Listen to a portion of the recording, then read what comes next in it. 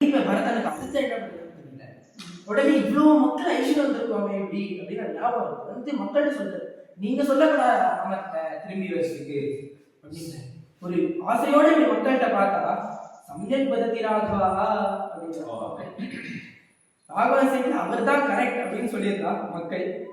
மேல பரதன் வந்து இன்னும் ஹோப்லெஸ்ஸா ஆற மயா சேதரம் ராஜ்யம் நானுஜா சாமி மாதரம் ஆரியம் பரமதர்மஜ்யம் நானுஜா நாம் விராகவம்.